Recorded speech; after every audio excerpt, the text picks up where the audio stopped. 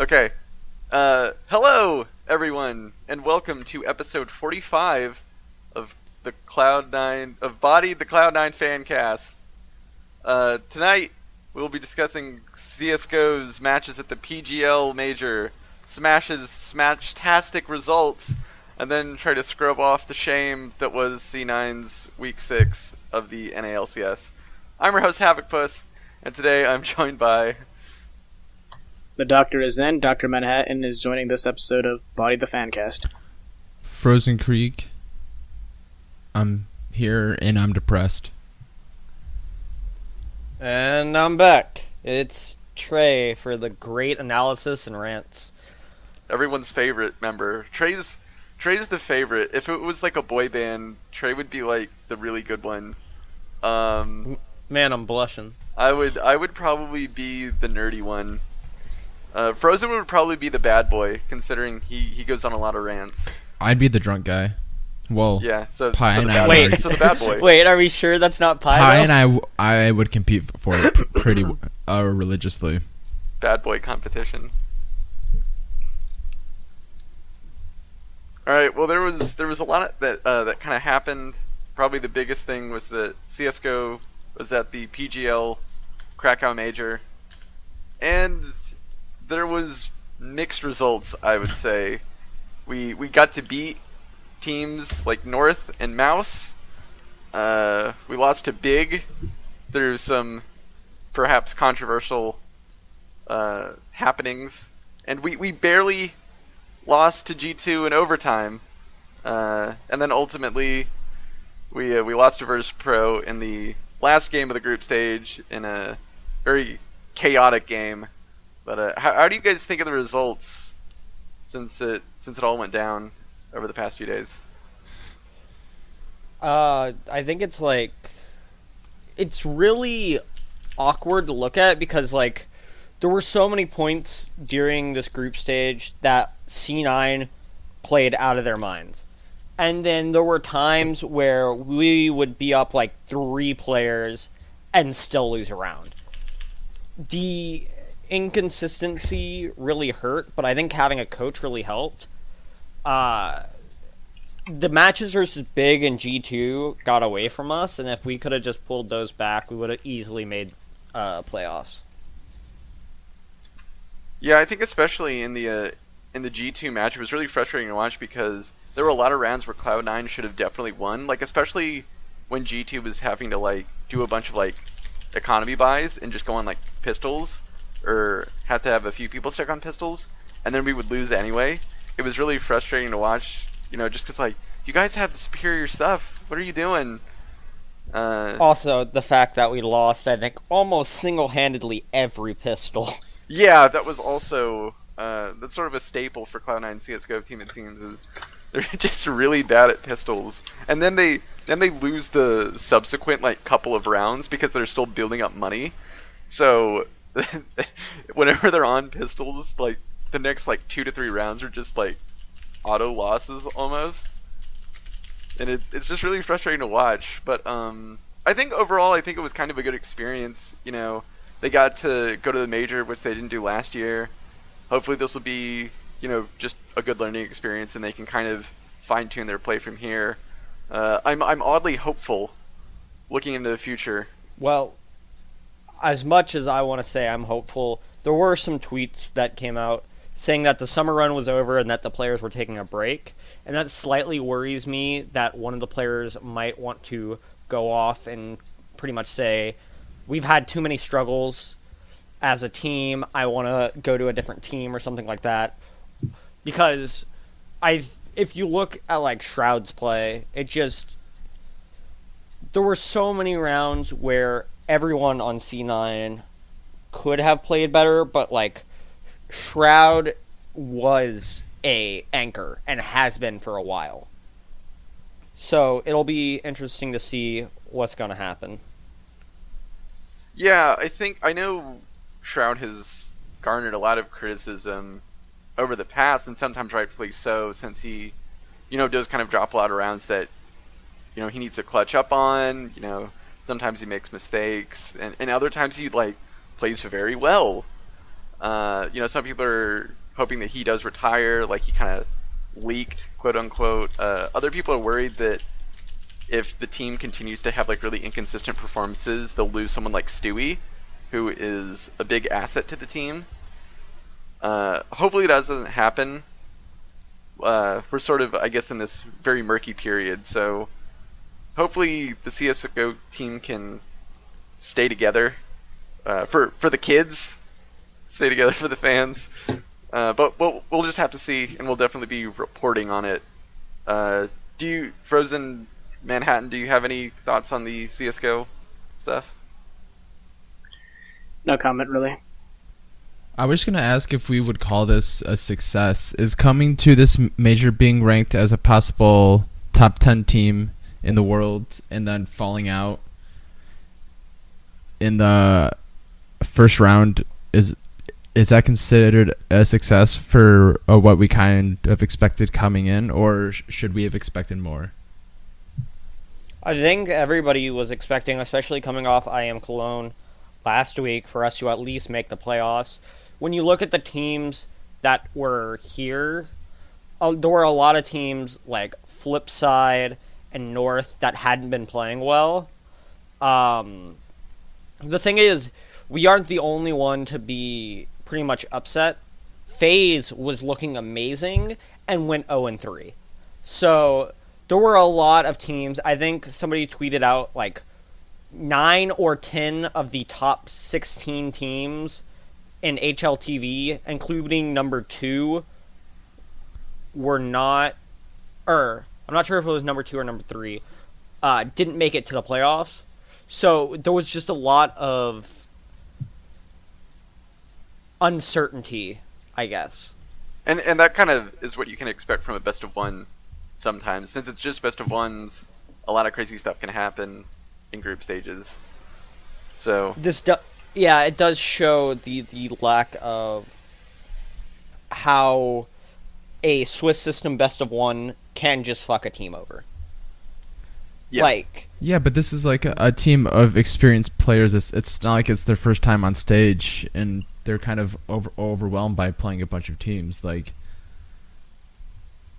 it's like a bunch of old farts at this point. It's like a bunch of good I'm a cutie pie age people. Yes, but I'm saying it wasn't necessarily players, but the system itself. When you have G2 playing probably the hardest roster out of anybody in this tournament, having to play Navi, Gambit, who went 3-0, C9, Astralis, and Fnatic, all in the group stage, that is unbelievable when there are teams like Vega Squadron, Penta, Flipside. There were just a ton of teams that got really lucky on, well, I drew this team, so more than likely we're going to win. Yeah, I guess that's true.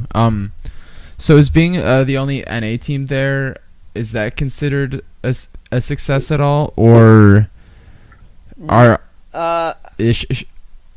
should our ambitions be higher than that? And then in an alternative question, do you think that if there wasn't that huge jump bug that was exploited all tournament long, do you think that we could have qualified? So 2 questions. To the first question, we really aren't settling. I think this was not a success by any means for North America. Like, if anything, this shows that we're weaker as a region than we have been. Like, this is C9's best major performance, probably, yes, but it does not mean that it was a good performance. I think, to the second question, the jump bug stopped getting used, I believe, after second round by all teams, except for I think Big did it once during their game versus SK. Because all the teams agreed to it. except for Big until after their game, and then they were like, yeah. So I don't think the jump bug was the biggest of issues. Specifically, when we played against Big, we had a gentleman's agreement to use the jump bug, so I think we would have lost regardless because Inferno's not one of our best maps. But that's otherwise. All right. Yeah, that's about all I have about it. All right. Well, time to move along a little bit to talk about some other stuff. Real quick, Vainglory, they finished up the first half of the split of Summer VG8. Their system's really weird, so apologies if I get a little confused on it. But they finished third for the last week. They beat NRG 2-0, lost to TSM 1-2, and then beat Echo Fox 2-1. So, looking at all of the standings coming to the second split of the summer, they're in second place, which is good. A classic C9 staple, always coming in second. Trey, you're a big Smash fan. Do you wanna talk about Evo for us? All right. So everybody knows Evo, usually one of the biggest fighting games, or fighting game tournaments at least. This was actually smaller in size than Genesis 4 was in Melee. I wasn't sure about Wii U. But Ally, coming up to this, had not played in, I think, a month and a half. And he ended up getting, I believe, 49th, which is not bad considering he hasn't played, but definitely not winning like last year. The big thing by far was Mango. Mango did work. He beat HBox 2-1, specifically to get to winners finals. Then got destroyed by Armada. Went to losers finals, beat HBox, and then he was doing pretty good until the third game in grand finals. Then there was one specific moment where there was I think it was like a throw up air that Phantom hit, and he lost all his momentum. So I think Mango did really good. I think Ally did okay for what he was going for. But I think there was definitely room for improvement for both of them. I actually didn't even know about the about the Ally thing up until you mentioned it. I knew that he did very poor considering he was, I believe he was the reigning Evo 2016 Wii U champion, to my knowledge. He was. But considering he hadn't played, like you said, in about a month, that's actually not as bad as I thought it was, considering Evo and the Wii U, on the Wii U stage, was a complete just mess of upsets. I mean, you had like some of the top 10, you had a bunch of top 10 smashers on the PGR rankings that didn't even make it like on the stream. Like some of the ones I can think off the top of my head were like Captain Zach, and I think MK Leo got upset, who's ranked number 2 in the world. I mean, even Ally didn't even get on the stream. Yeah, so, and considering you said he hadn't played in a month, and he still kind of got 49th, which, I mean, obviously, considering he's, like, I think in the recent PGR ranking, he's number 5. I would love to see, like, if Ally can, can come back from this. But, yeah, like, Evo, it's just, Evo has been, at least from what I hear from the Smash community, has kind of been largely debated in terms of how much, like, quote-unquote, for lack of a better term, how much love they get from the actual tournament makers, considering I know that last year people didn't like the fact that the Wii U one was only 2 days, and the same thing happened with Melee, and Wii U got the Sunday finals. And not to mention, a lot of people aren't a fan of best of threes in the Melee community, so overall, I would say this is pretty good for Mango. And I mean, again, like, he still managed to earlier this year beat Armada at I think it was Royal Flush. So in terms of Mango and going forward against Armada, I think this will actually be quite interesting in future tournaments. Yeah. What I will say is that Mango wanted this. We know Mango was going for the 3-0. It was really tragic, honestly, how Oh, you could see the look on his face. He was destroyed. Game 3 ended up playing out, because if he doesn't get that Phantom hit, he's a full stock up and probably beats Armada, which gives him map pick. He may be able to reset the bracket. But the melee gods were on Armada's side, so we're just going to have to...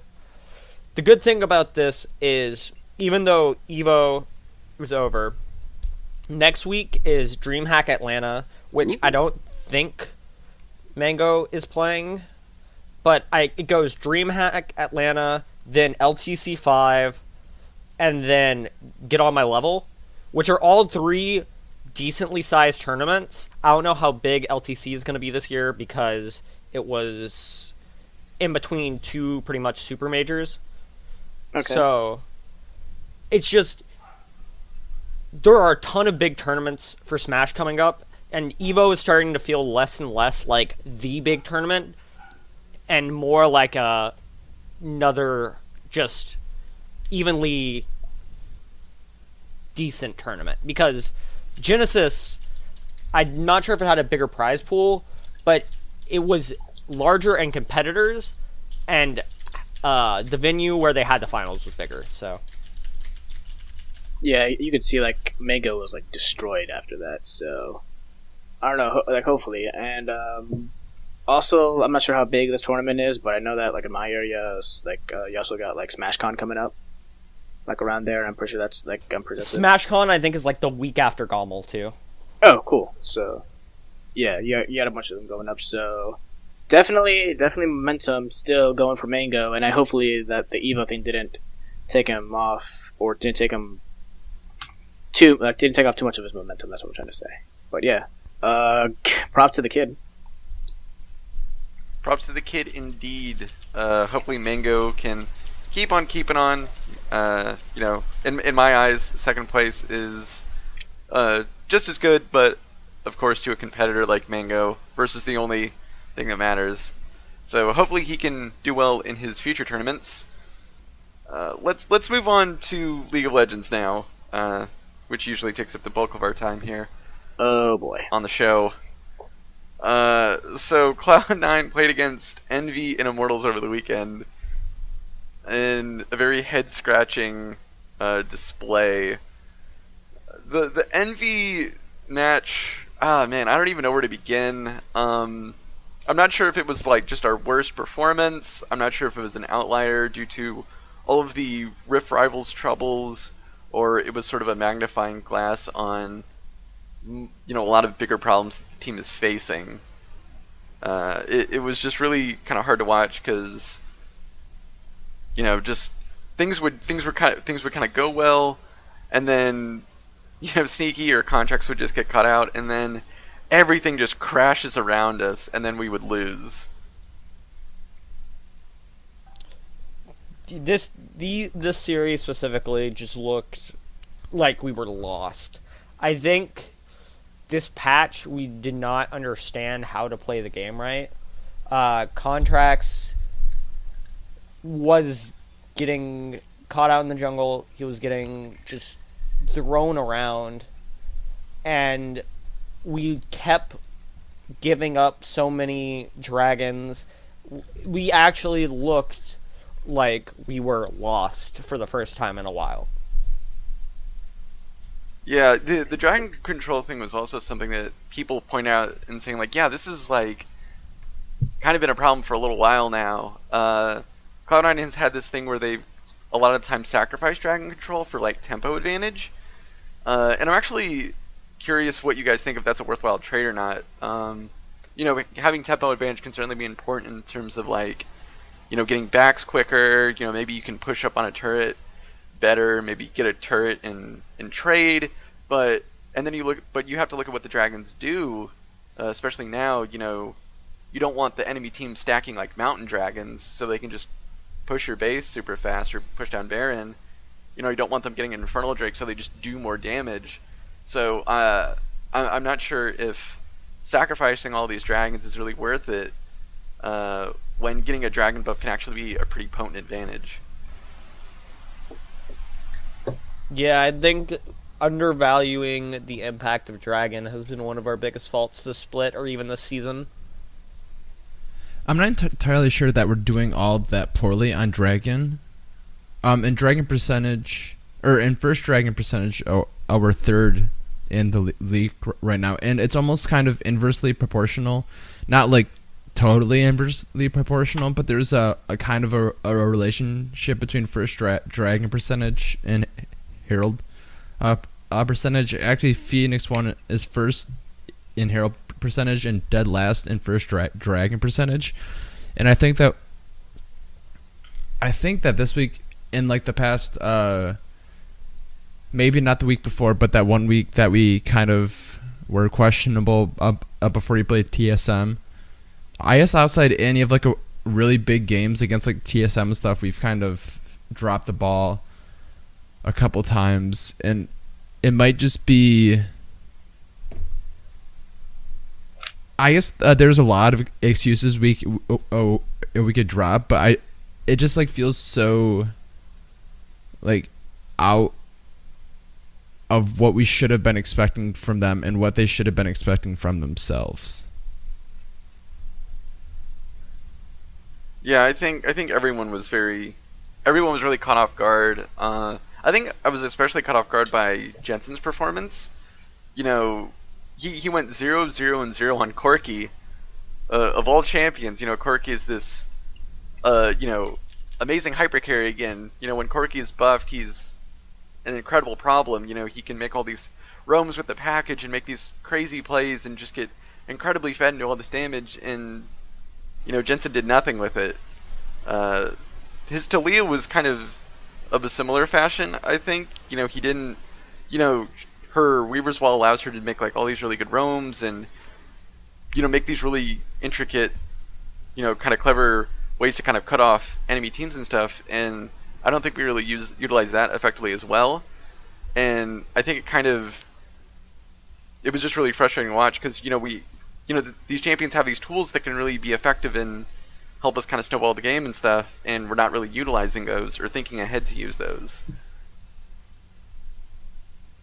Yeah, that is a really good point. I also think that our whole pick ban recently has been kind of wonky, and I think that's because we're working towards the new patch more so than the old one.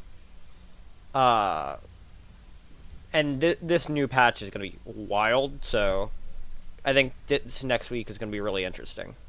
Yeah, actually, that was my main point, was just the fact that it seems like our read on the entire meta has been kind of, for lack of a better term, really dumbfounded. And it's really just us trying to figure out, like, right now, like, what the best choice is. And it's only going to get crazier from here on out, considering that was the last, I believe, like, we're now on the going to be on the current patch going into this week for the LCS. So now that's going to be another brick of information for them to have to learn and try to figure out where the power picks, if any of the old power picks from last patch are still relevant now.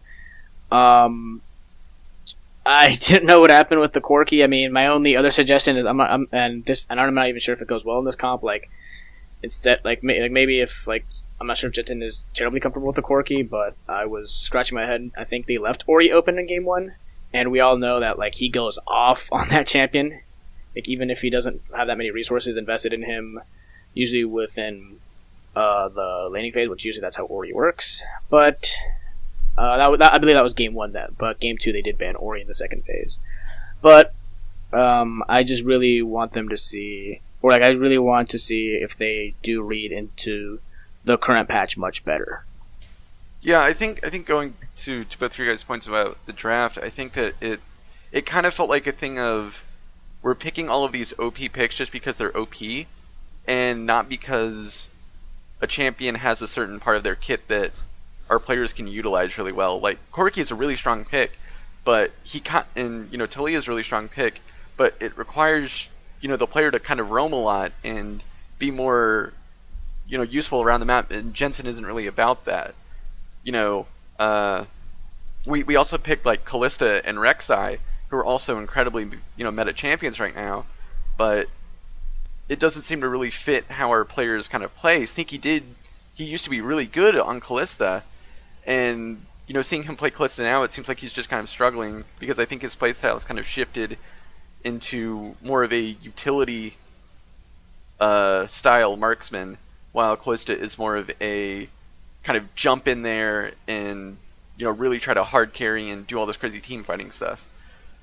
So I think that we're just kind of making picks for the sake of making picks and not getting a good reason behind the pick to kind of justify it. I think one thing that I feel like we've kind of learned so far is that Azaya's not really hasn't been performing, I feel like. And that's been something that Sneaky's been going to relatively often. We saw him go on at 1, 2, 3 of the 5 games this week, and they're all games that we lost. I believe. Yeah. I also think with these new changes coming up, like Jin is going to be really strong again, and other ADCs are really rising up because of the power of lethality. Also, regarding our current win-loss rate, we have by far the easiest strength of schedule left in the season. So no question.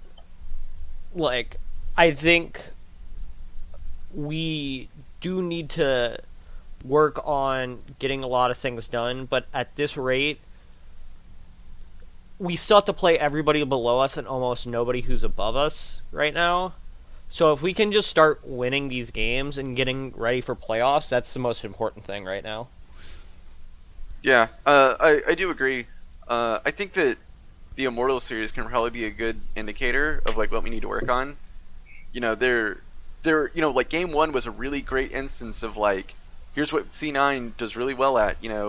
Contracts was helping out Ray a lot, Jensen was helping facilitate Ray and that early snowball, and everyone else was kind of picking up the pace against them, and it was really great to watch.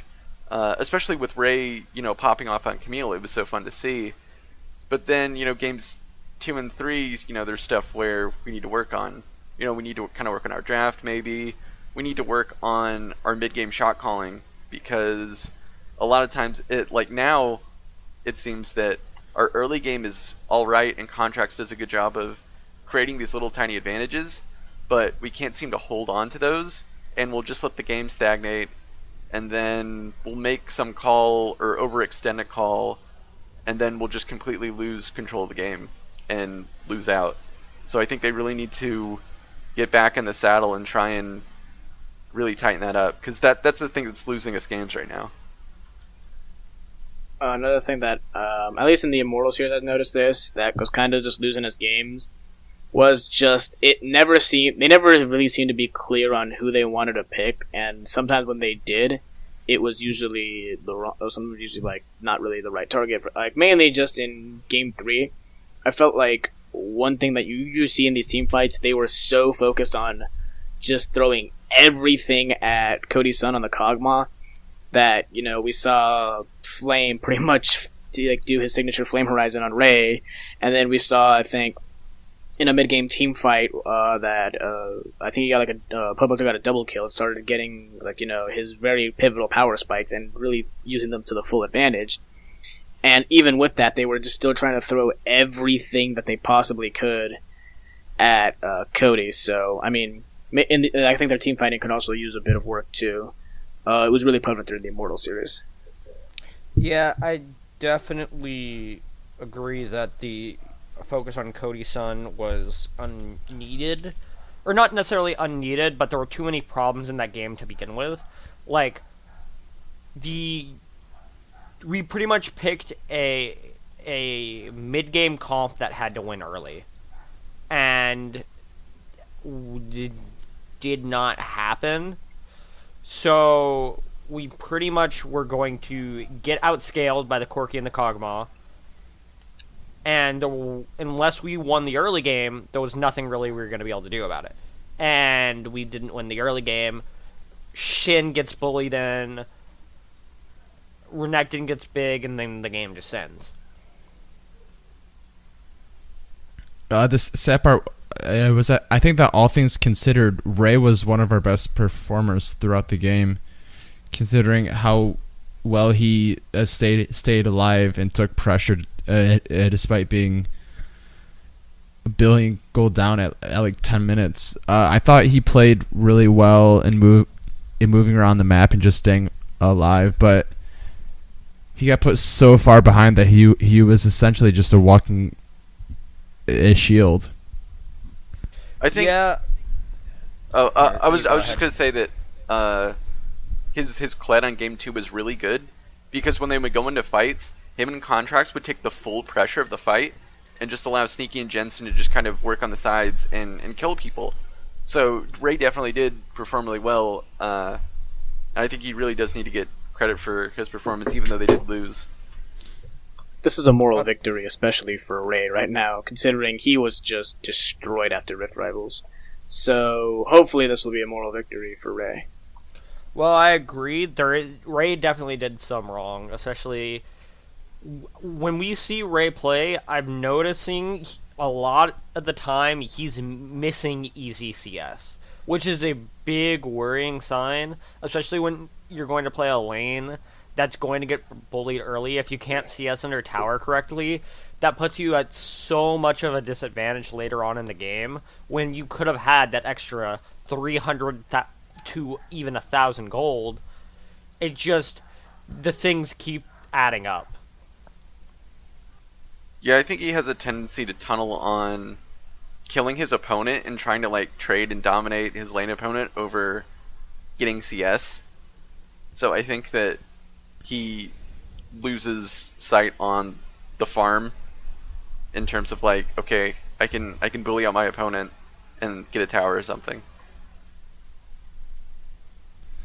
Okay, so I'm gonna go on a short tangent, and then I have another question to talk about.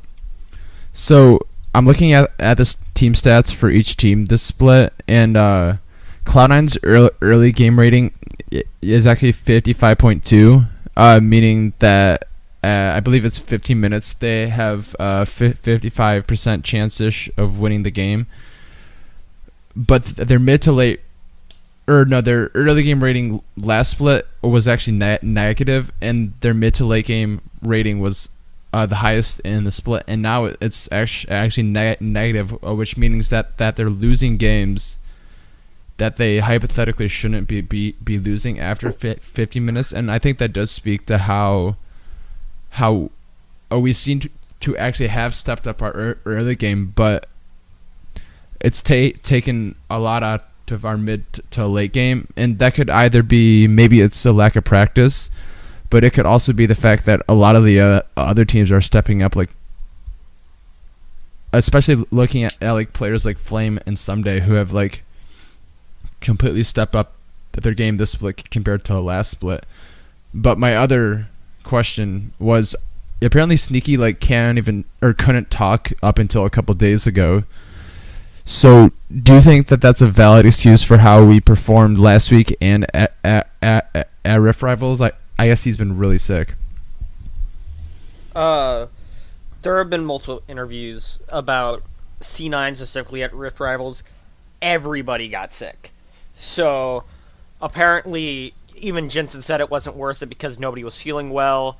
Everything, I think it was with Slingshot Esports or something like that he said that. It was Blitz, and I think Smoothie did an interview with Slingshot. Yeah, but multiple people have said it hasn't. Rift Rivals wasn't really good because of the sickness that everybody got, and Sneaky actually got the most sick, and I think we saw it in his play this weekend because he did not look good. But in regards to the early game ratio and the late game ratio of wins, I think that's because when we have a dominant early game, we win very quickly. Like, if we look good early, we destroy, and we don't have to get into the late game.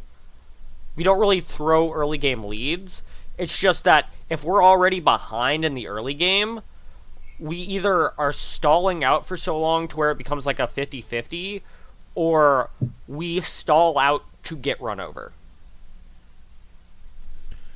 we're losing more games.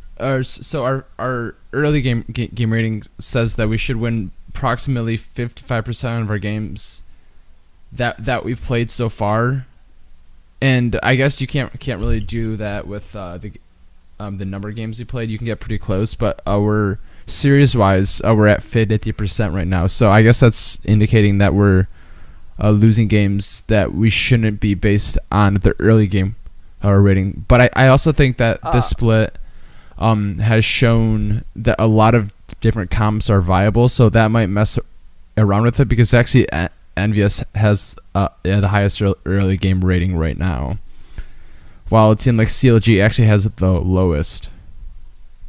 I think a lot of that has to be with dragon control and how many dragons are taken in the early game. I don't know how that number exactly is calculated, but the thing is, the bigger teams usually try to not fight around dragon until they know they can get it for free. So stuff like that tends to be varied depending on who's playing, because they don't want to lose a fight at dragon and then lose the dragon. So they'll either early game give it up for like a tempo advantage and try and get like first tower, or they will wait until the other team goes in and then fight them and try and take the dragon. Yeah, I think that's also true. Do you want the definition of how it's kind of found? Sure. Okay.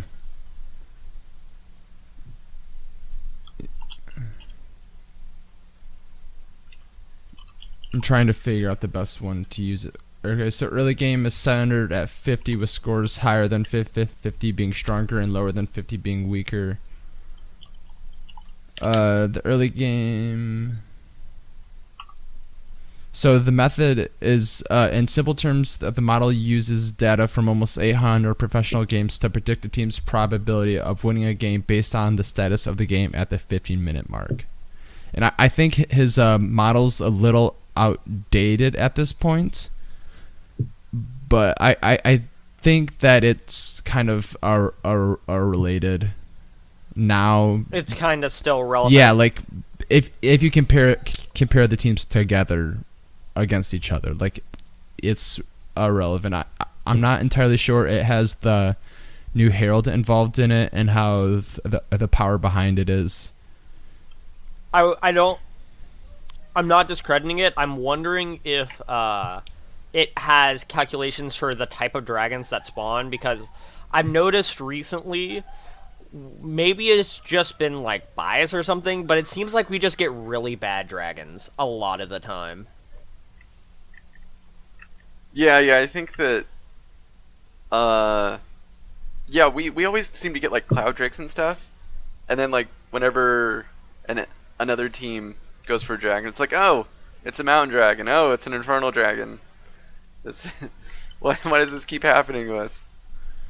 I'd be interested to see what the win percentages are based on the first dragon spawn then, or the dragon spawn order based on maybe the first three, though that offers a lot of different data that's kind of too intense. But I wonder if there's a different win rate based on the first dragon that spawns in whoever gets it.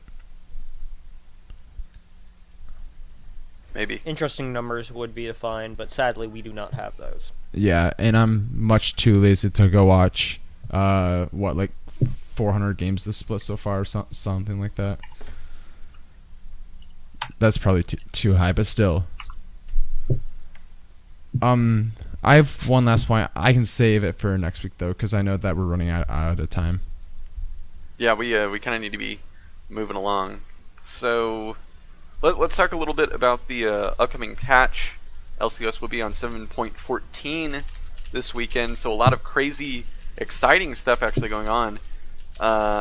Yorick and Garen got a lot of buffs. Lethality, a thing that everyone has a very love-hate relationship with, has gotten buffed, and that is strong again. Caitlyn got an attack speed growth nerf, but who cares? It's still Caitlyn, so I don't think that's going to matter. But there were also a lot of interesting changes to Cho'Gath, Diana, and Singed to make their kits potentially competitively viable. I know E United just played a game against. They played a match for the Challenger Series against Big God Jackals, and Licorice picked Cho'Gath for a couple of games, and we also have Kane, the new champion, coming in. So lots in that patch. This is the patch that ADCs should hate, and I know I hate it. Tanks should definitely love. Thornmail got like not nerfed and not buffed, but reworked. So now it builds out of like a I don't remember what they called it. It was like a bramble vest. I think it's called Yeah, a bramble that's vest. It's pretty much baby Thornmail, and this baby Thornmail does like a base 20 or 30 damage per auto bounce back, costs 900 gold, and the most important part is it applies grievous wounds, which means champions like Kog'Maw and Callista, she's big on lifesteal. Kog'Maw, Callista, most ADCs are, but pretty much any ADC that's relying heavily on lifesteal, or even like top laners or mid laners like Vlad, take a huge nerf to this because it's only 900 gold. So it'll be really interesting to see how that affects the meta. I think that's one of the biggest changes on this patch, since Duskblade and Singed have both been nerfed now, I believe. They did get hotfixed. Yeah. Yeah. So champions like Gragas and Maokai, who wasn't getting played in any way, are kind of out of top lane now, because they are reliant on a lot of like healing with abilities and autos. Fiora, who did get nerfed, is now extra nerfed, but I guess the only good thing is that I believe it's only grievous wounds for 1 second, so it's actually not that long. But it's still not only on the Bramble Vest though. Yeah. I think it gets increased to like 5 seconds or something on the Thorn. Yeah, but I don't know if it's like a rush item for the full Thornmail yet. But I do think that Bramble Vest is a rush item now. So sorry. oh no, go on. I was just going to say, since it also builds out of Warden's Mail now, it is a rush item for certain people who are just going to like face tank. I've seen a lot of people build it just because it lowers somebody's attack speed when they attack you, and it gives you all of that extra armor, plus it gives health now. So it's actually just like an amazing item now. Yeah, it's so dumb. The lethality changes. Who does this affect the most? Now that Duskblade is not OP as hell right now, but I haven't seen the numbers or played it, but it's still good, I assume. Duskblade is still pretty broken. It's not as broken as it was earlier on in the patch, but it's definitely still broken. I think it actually gets a damage buff starting at around level 9. From 713. It's either like level 6 or level 9. I can't remember. But it's really strong. I think that you'll see more ADs who build it. I think Jhin will pop up again because of that. I think we may see some heavy AD junglers, maybe some Zeds in the mid lane. Yeah, Kha'Zix is actually a pretty decent abuser of this. I think that actually helps out our team a lot because Sneaky is really Kha'Zix and Rengar. Sneaky is really good on Jhin, and Contracts is really good on Kha'Zix and Rengar. So I think it will at least buff up, at least 2 of our positions. Yeah, hopefully. Also, I think I've been seeing just on everywhere on plays.gg, I think Misfortune has gotten substantially good with Duskblade. I've she seen was good with it. Already, yeah, and now she's insane right now. I think I think I saw like a clip on plays like where like literally on the second proc of a Q, like she completely deleted a full health Ezreal. Yeah, I'm I tilted saw that. already. That was not okay. So maybe we've seen like some misfortune try to like even when like at her peak like try to come in competitive play. I'm not sure if they can abuse her in competitive, but this mainly the Dustblade changes are going to yield very interesting results into our team into this patch. I think won't Kane be disabled this week? That's what they usually do. Yeah, right? I think Kane's disabled for this week and next week. And I'm not sure on that. Usually, Yeah, because I think they usually wait I think it's either 2 weeks after the champion comes out or 2 weeks after the patch comes out with the champion. Oh, okay. But I'm not sure. Are we gonna see a Singe this weekend? Depends. Is Maybe. Looper playing? I'm about to say probably from Looper. Another random champ that maybe we'll see this weekend is Pantheon, who can abuse the Dustblades super hard. Yeah, it'll be interesting because there's a big clash now. Really strong carries and really strong tanks. And AP is meh. Yeah, which sucks. Who needs AP when you can just either one-shot the squishy or take all of the squishy damage and not die? AP is irrelevant now, man. Feels All bad. that Man. lethality. All right, let's move on. Yeah, let's I move think on. that's about it. Alright. So, Cloud9 has Phoenix 1 on Friday, July 21st at 6 p.m. Eastern. And Cloud9's going to be looking to bounce back. They're going to have to be going up against Rookie of the Split, Mike. Mike, don't call me Mike. Mike Young. We haven't played against Mike Young before. So, is there going to be any differences between the jungle matchup that we didn't see when we were going up against Inori/Medios? I'll never get tired of that Mike Young meme. It's really good.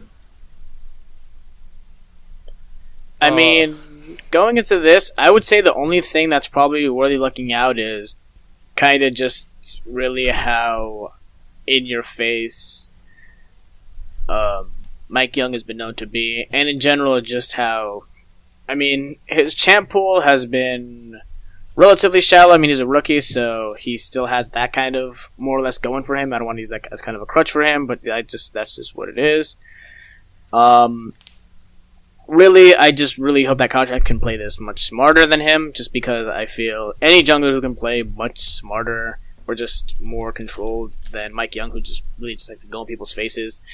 That's going to be the deciding factor in my mind of this P1 game. However, I still think you shouldn't sleep on P1. I think that, I mean, they do have pretty, I don't know, I'm just going to say like above average laners. Ryu is no joke. Arrow has still been showing up I think a couple of games.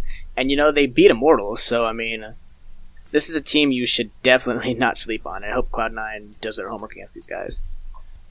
Yeah, I think they should definitely not sleep on them. I think especially after last week and how their losses looked, I think now a little bit every team is kind of a threat and they can't really write anyone off, even if they do have a really easy strength of schedule. I think Cloud9 definitely needs to kind of look at each team and just go, okay, this is who we're up against, how do we beat them? Let's do things one step at a time and with diligence. And I think they can win. But yeah, I think Mike Young really brings a lot to the table just because he's able to make Phoenix 1 like just really coordinated. Like everyone rallies behind him. And I think he really unlocks something in Phoenix 1 that I think Inori couldn't really do. And with Mike Young, everyone's playing with their jungler instead of against their jungler. So I think it'll be a really fun matchup. I agree. I think that with the new patch and everything, I think we will be better prepared, and I think the patch suits us much better than the previous one. but we'll just have to see. Yeah, I'm not quite sure how this weekend's going to go, just based on how we've been seeing. I think the fact that Sneaky has his voice back might be the deciding difference. But I think with how we've been playing recently, there's something to be worried about. I want to give a quick shout out because I looked at Ray's last couple games on Pro Builds, and he's been playing a lot of Mordekaiser games. So Mordekaiser is super strong on this patch. I stopped myself there. He is disgusting on this patch, actually. So it was a pick that I actually played recently, and the third Q does like 1 million damage. So what if we plus do you it? get it. What if we do it bot lane though? What if we get that bot lane Mordekaiser though? Well, that gives the bonus XP and stuff, so maybe. But the thing is, he works a lot off of dragon control. So if we do play it, it'll be interesting to see where it goes, because I assume it would be top. But you never know. Yeah, we'll have to see. Kind of running out of time, so gonna move things along.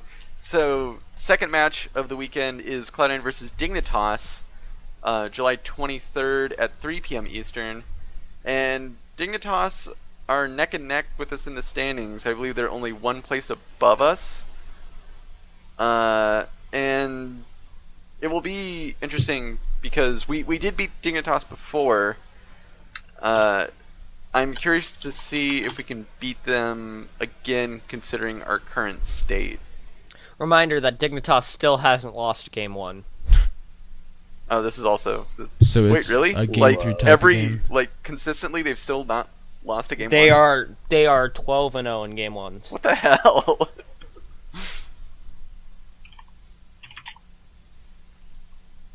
Well, that's just more motivation to try to break it. Yeah, it's really interesting because, like, if you look at their overall score, they're pretty mediocre. But then you hear, oh, they haven't lost a game 1, and then you just remember, thank God that we're in a best of 3 format now. Yeah, yeah. If it was still best of ones, they'd definitely be at the top of the standings. We probably have to look at top lane, since that's pretty much Dig's maybe their only real point of focus, because Keen and Altec, I mean they're fine players, I'm not saying they're bad, but it seems that Dignitas is always trying to just put everything on Someday, and Shrimp really likes to just go top lane and try to give Someday every possible advantage.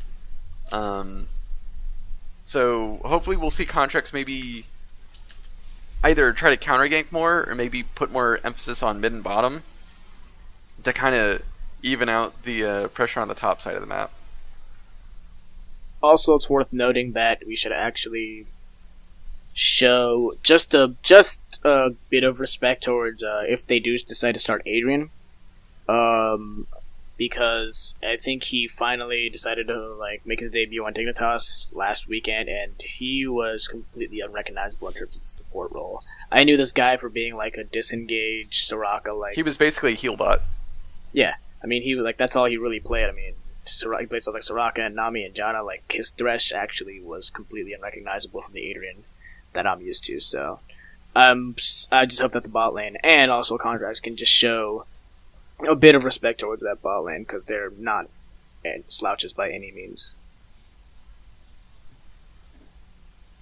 Yeah, I think definitely this week we had to play respectable and safe and calculated.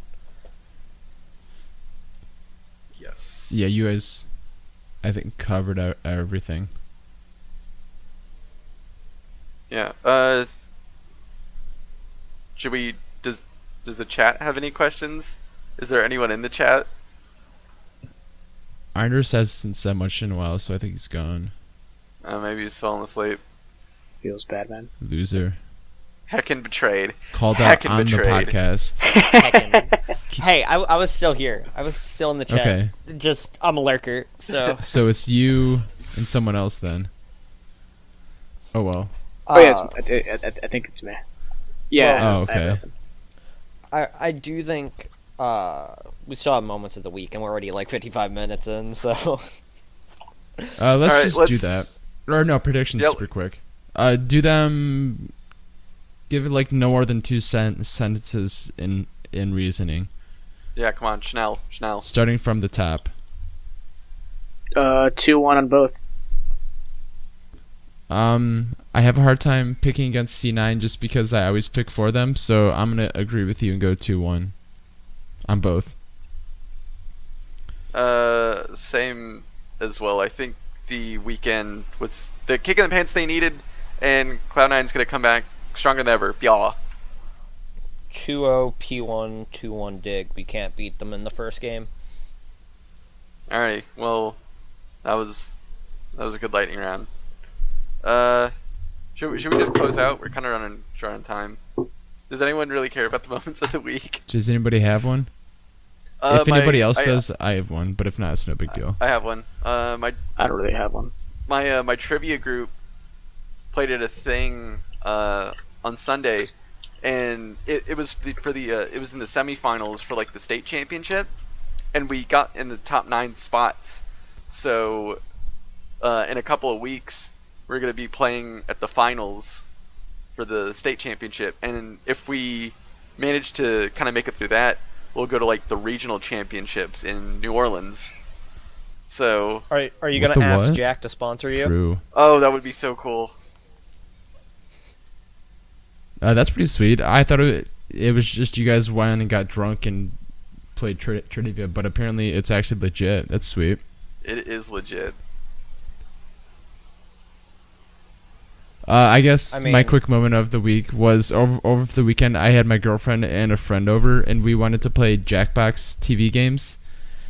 So I hooked up on my Twitch and hoard out my girlfriend and our friend, and then we got like 10 guys to come in and try and play Jackbox with us and hit on my girlfriend and her friend. So, lol. I'm a viewer whore now.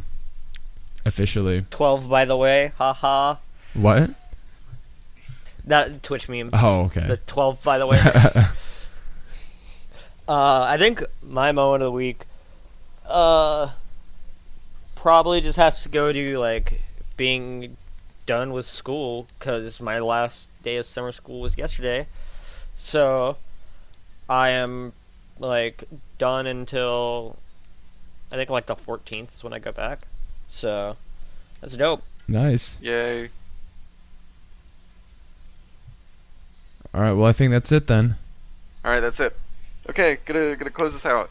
So thank you everyone for listening to the 45th episode of Bodied, the Cloud9 Fancast. Feel free to tweet at us questions and feedback to @C9Bodied or email us at bodiedfancast@gmail.com. Questions will be answered on the next podcast, so get them in. Thanks for listening, and we'll see you next time. So, goodbye. Catch you on the flip side. Goodbye. Bye-bye. Goodbye.